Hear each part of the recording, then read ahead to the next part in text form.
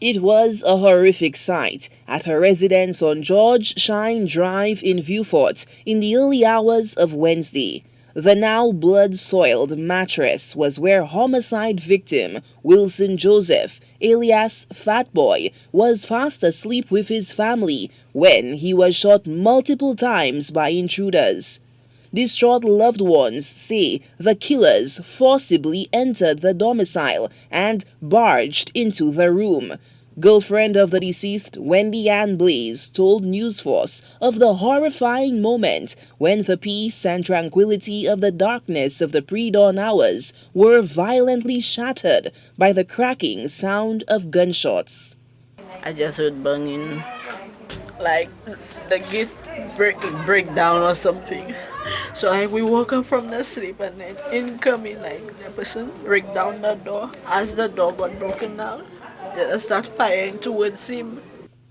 Joseph was viciously gunned down in the bedroom he shared with his girlfriend and his baby. The innocent toddler not only witnessed the killing, but was placed in jeopardy by the callous, gun-wielding assailants as bullets ripped through the confines of a small space. Blaze weeps uncontrollably at the flashbacks of being paralyzed with fear as the life force was snuffed out of her partner in cold blood, with the baby in harm's way. I was so terrified, so I ran in the corner, and if that's even I hold myself terrified. And I said, Father, please don't make them shoot me, please don't make them shoot me, please, please. And like the baby was right next to him.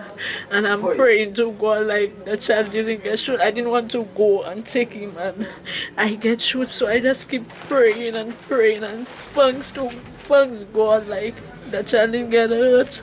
Emergency personnel responded to the shooting incident around 4:40 a.m.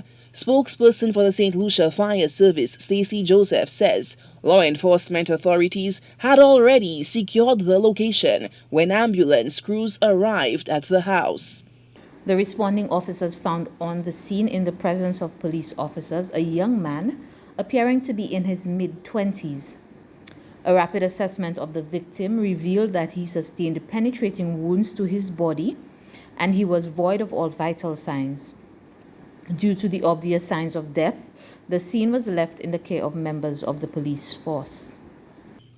The pain and anguish of the sudden and violent loss of her partner could not be masked as the daunting realization of the death came crashing down on Blaze, who lamented her inability to rescue Joseph from the hail of gunfire. I couldn't save him. I couldn't save him. How many children were on the bed at the time with you? Just one, a baby. The baby? Okay. How old is the baby? 1. 1 year? It is clear from the multiple shell casings, blood spattered and smeared across the room, that something awful happened here on George Shine Drive on Wednesday morning. Law enforcement has launched investigations into the matter, and a post-mortem examination is scheduled for a subsequent date. Anyone with information regarding this incident is asked to contact the nearest police station or major crime unit at 456-3754 or for anonymous reporting at 555. Joseph's death raised the homicide tally to 61 thus far for 2022.